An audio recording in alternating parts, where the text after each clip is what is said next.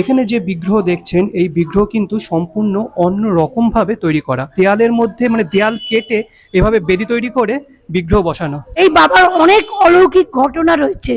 বাবা স্বপ্নাদেশ করে গঙ্গা মাটি তুলে নিয়ে এসে চরণামৃত দিয়ে গঙ্গা মাটি মাখ আর বেলপাতা দাঁতে কাট, 21 দিন 22 দিনের মধ্যে তার গা ভালো হয়। কিভাবে দেয়াল কেটে বেদি প্রতিষ্ঠা করে সেখানে শ্রীরাম, শ্রী লক্ষণ এবং মা সীতার বিগ্রহ প্রতিষ্ঠা করা হয়েছে। আমি আজ চলে যাচ্ছি গঙ্গার পাড়ে অবস্থিত খাস কলকাতার এক গুপ্ত রাজস্থানে। হ্যাঁ,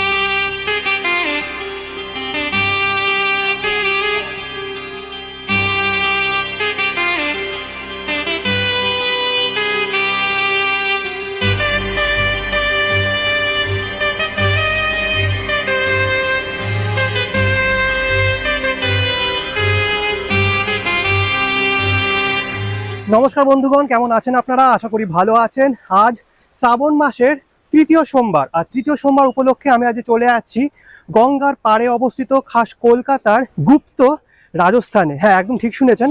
আজকে আপনাদের সামনে উপস্থাপন করতে চলেছি একটি শিব মন্দির, আর এই শিব মন্দিরটা প্রায় 350 বছরও বেশি সময় ধরে এখানে বিরাজ করছে। মন্দিরের সামনে যখন এসে উপস্থিত হবেন তখন মন্দিরটা দেখে আপনাদের মনে হবে এ যেন সাক্ষাৎ রাজস্থানের কোনো রাজপ্রাসাদ। তো কোথায় এই মন্দির, কি করে পৌঁছবেন, সমস্ত খুঁটিনাটি তথ্য দিয়ে দিয়েছি এই ভিডিওতে। আপনাদের যেটা করতে হবে, ভিডিওটা দেখে যদি ভালো লাগে তাহলে অবশ্যই লাইক, কমেন্ট, শেয়ার এবং সাবস্ক্রাইব করে আমাকে আশীর্বাদ অবশ্যই করতে হবে। তো চলুন রওনা দেওয়া যাক কলকাতার এক টুকরো এই রাজস্থানে।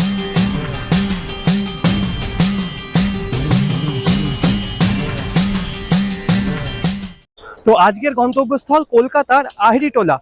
আহিরিটোলার কিন্তু ভূতনাথ মন্দির বা দুর্গেশ্বর অর্থাৎ ওটা মহাদেবের মন্দির দেখাবো না, আজকে দেখাবো আহিরিটোলার অন্য আরেক শিব মন্দির। বাই দ্য ওয়ে, এই মন্দিরের সন্ধান আমাকে দিয়েছেন আবির চ্যাটার্জি মহাশয়, যার বাড়ি বাগবাজার। তো চলুন।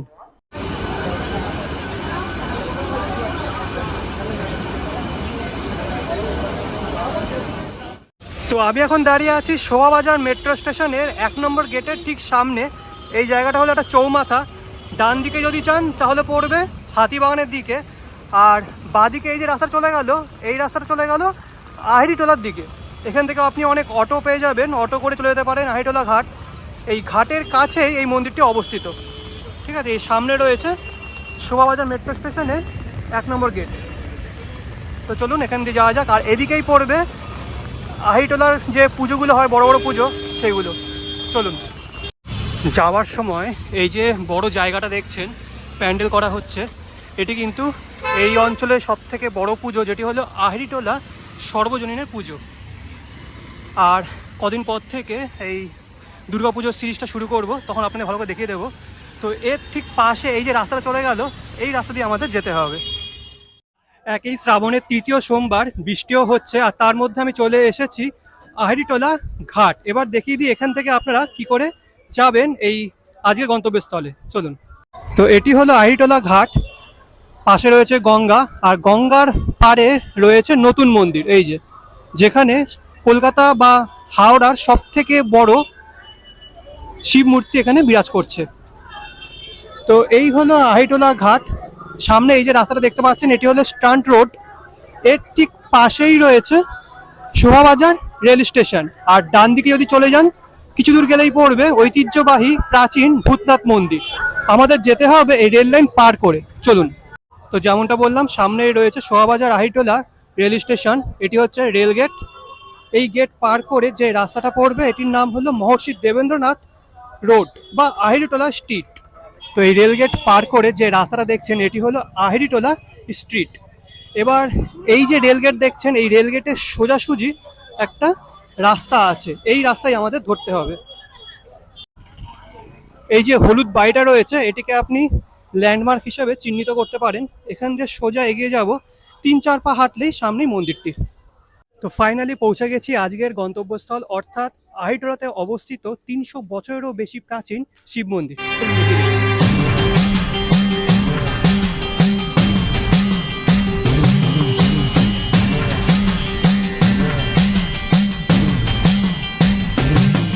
তো এটি হলো আজকের মন্দির। যেমনটা প্রথমেই বলেছিলাম যে মন্দিরটার সামনে দাঁড়ালে আপনাদের মনে হতে পারে যে রাজস্থানের কোনো প্রাসাদের মতন আর্কিটেকচার ঠিক তেমনই দেখতে পাচ্ছেন। একদম উপরের দিকে রাজস্থানের রাজপ্রাসাদে যেরকম স্থাপত্যশৈলী থেকে থাকে, এটাও কিন্তু তার ব্যতিক্রম নয়।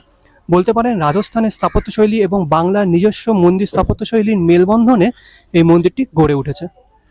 আর প্রধান যে প্রবেশদ্বারটি দেখছেন, এটি কিন্তু বাংলারই খিলান বিশিষ্ট দুয়ার।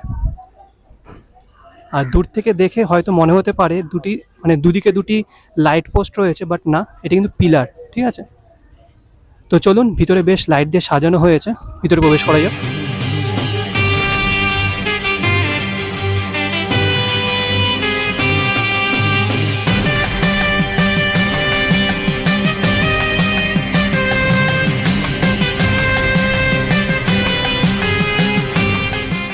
তো বর্তমানে প্রবেশ করে গেছি মন্দিরের ভিতরে। মন্দিরে কিন্তু শিব মন্দির আছে, তাছাড়াও আছে অনেক ছোট ছোট দেবদেবীর মন্দির, সেগুলো আপনাদের আগে দেখিয়ে দিই, তারপরে শিবলিঙ্গের সামনে যাচ্ছি। চলুন।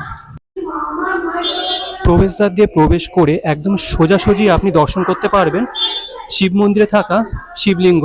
আর তার ঠিক ডান পাশে এখানে অনেক ছোট ছোট মন্দির আছে, যেখানে অসংখ্য দেবদেবী বিরাজ করছে। আর বৃষ্টি হয়েছে বলে এখানে কিন্তু জল জমে গেছে, ভালোই লাগছে দেখতে। তো চলুন এক এক করে সমস্ত মন্দিরগুলি দর্শন করি। সবার প্রথমে এখানে একটা মন্দির আছে, কিন্তু কোনো বিগ্রহ দেখতে পাচ্ছি না। তারপরে আছে আরেকটি মন্দির, যেখানে বিরাজ করছেন শ্রী শ্রী রাধা কৃষ্ণ। আর এই যে বেদিটি তৈরি করা হয়েছে, এটি কিন্তু এক কথায় অপূর্ব, মানে দারুণ স্থাপত্য শৈলী। এই যে দেয়াল দেখতে পাচ্ছেন, এই দেয়াল কেটে তার মধ্যে বেদি তৈরি করা হয়েছে, তার উপরে পাথর বসিয়ে সৌন্দর্যতার একটা রূপ দেওয়া হয়েছে। তার মধ্যেই বিরাজ করছেন কোষ্ঠী পাথর দ্বারা নির্মিত শ্রীকৃষ্ণ এবং শ্বেত পাথর দ্বারা নির্মিত শ্রী শ্রী রাধিকা। এই দেখুন, দারুণ। হরি হরি তব নাম গাই, প্রেমের সাগরে ডুব দিতাই, তোমার কৃপায় জলুক আলো। শ্রী শ্রী রাধাকৃষ্ণের এই মন্দিরের ঠিক পাশেই রয়েছে আরেকটি ছোট মন্দির। এখানে আছে বজরংবলীর একটি বিগ্রহ। এখানে যে বিগ্রহ দেখছেন, এই বিগ্রহ কিন্তু সম্পূর্ণ অন্য রকমভাবে তৈরি করা। আমরা বিশেষ করে উত্তর ভারতে বজরংবলী এরকম বিগ্রহ দেখতে পাই। আর বজরংবলীর এই যে বিগ্রহ, তার ঠিক উপরে রয়েছে শ্রীরাম, শ্রী লক্ষ্মণ এবং মা সীতার একটি বিগ্রহ চিত্র। এটাও কিন্তু একইভাবে তৈরি করা, যেমনটা আগের মন্দিরে দেখলেন।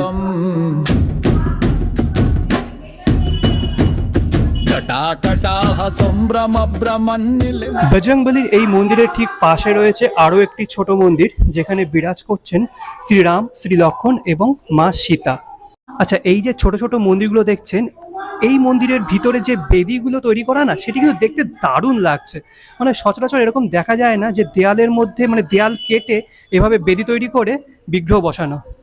তো এখানেও দেখতে পাচ্ছেন একইভাবে দেয়াল কেটে বেদি প্রতিষ্ঠা করে সেখানে শ্রীরাম, শ্রী লক্ষ্মণ এবং মা সীতার বিগ্রহ প্রতিষ্ঠা করা হয়েছে। আর এখানে শ্রীরাম, শ্রী লক্ষ্মণ এবং মা সীতার যে বিগ্রহ দেখছেন, এটি কিন্তু একেবারে অন্য রকম, আর পুরোটাই শ্বেত পাথর দ্বারা নির্মিত। এক পাশে আছেন লক্ষ্মণ, এক পাশে শ্রীরাম, আরেক পাশে মা সীতা। এখানে কিন্তু বজরংবলী নেই, বজরংবলীর মূর্তি পাশে রয়েছে। আর শ্রীরাম, শ্রী লক্ষ্মণ এবং মা সীতার এই যে বিগ্রহ দেখছেন, তার ঠিক পাশে নিচের দিকে রয়েছেন খাটু শ্যামজি। এই যে তোমার গুণে ভরা হৃদয় পূর্ণ, তোমার ছায়ায় পাই মুক্তির ধরন। হরি হরি তব নাম গাই। শ্রীরাম, শ্রী লক্ষ্মণ এবং মা সীতার এই যে ছোট মন্দির, তার ঠিক পাশে রয়েছে একদম ছোট একটা মন্দির, যেখানে বিরাজ করছেন শ্রী গণেশ এবং কুসুমত মা লক্ষ্মী।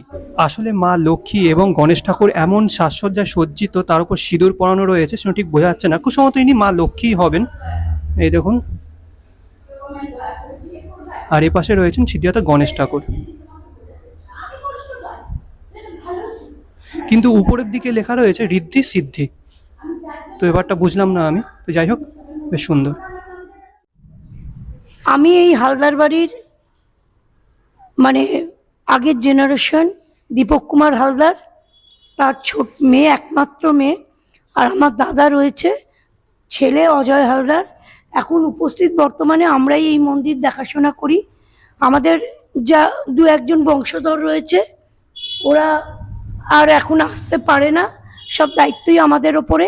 কাজে এটা বহু 500 বছরের পুরনো মন্দির। আমরা যখন 7-8 বছরের ছোট মেয়ে, তখন বাবা ভূতনাথ প্রতিষ্ঠা হলো। আর এটা 500 বছর, 500 বছর। এখানে জন্মাষ্টমী হয়, শিবরাত্রি, নীলের উপোস, শ্রাবণ মাসের 4-5টা সোমবার, পৌষ সংক্রান্তি, বিভিন্ন অনুষ্ঠানে আমাদের ভক্তরা পুজো করতে আসে, বা তারা বাবাকে জড়িয়ে ধরে নিজের মতন করে নিজের খুশি মাফিক পুজো করে, যা ইচ্ছে হয় বাবাকে ভোগ দান করে। এইভাবেই চিরাচরিত বছরের পর বছর চলে আসছে। আমাদের মন্দির সকাল 5টা সাড়ে 5টার মধ্যে খুলে যায়, রাত্রি 9টা সাড়ে 9টা 10টায় বন্ধ হয়। এখানকার লোকাল লোকেরাই এই মন্দির খোলে বা বন্ধ করে। আমাদের পণ্ডিতরা রয়েছে, তারাও মন্দির খোলে বন্ধ করে। যথারীতি আমাদের বাড়িটা একটু এগিয়ে, আইটলা পোস্ট অফিসের কাছে আমাদের বাড়ি, আর এটা আমাদের পারিবারিক মন্দির। এই মন্দিরে ওই পুরোহিতরা বা এখানকার পুরোহিতরা বা এই ওপরের পণ্ডিতরা ওরাই করে, মেনটেন করে। খানিকটা মেনটেন মিনিংস এখানে কিছু হলে আমাদের খবর দেবে, আমরা চলে আসব, বাট আমাদের এখতিয়ারের মধ্যেই সব কিছু ওই অজয় হালদারই মেনটেন করে। উনি যা বলেন মোটামুটি সেই হিসেবেই চলে। Thank you. আচ্ছা, এপাশে থাকা যে ছোট মন্দিরগুলি আছে সেগুলো আপনাদের দেখিয়ে দিলাম, দর্শন করব, কিন্তু তার আগে আপনাদের দেখিয়ে দিই এই যে গর্ভগৃহ, তার সামনে খুব সুন্দর টাইলস দিয়ে বাঁধানো, সুন্দর লাইট দিয়ে এরকম সাজানো হয়েছে। তো চলুন এবার বাবাকে দর্শন করা যাক, গর্ভগৃহের ভিতরে প্রবেশ করা যাক। वल्लरी विराजमान मूर्धनि धगद धगद धगद ज्वलल्ललाट पट्ट पावके किशोर चंद्रशेखरे रति प्रतीक्षणं मम। তো বর্তমানে প্রবেশ করে গেছি গর্ভগৃহের ভিতরে। উপরটা একবার দেখুন, জাস্ট কি সুন্দর করে টাইলস দিয়ে সাজানো গোটা বিষয়টা। আর গর্ভগৃহের ভিতরে দুটো এরকম ঘন্টা রয়েছে, আর তার ঠিক পাশে নিচের দিকে রয়েছেন বাবার এই শিবলিঙ্গ।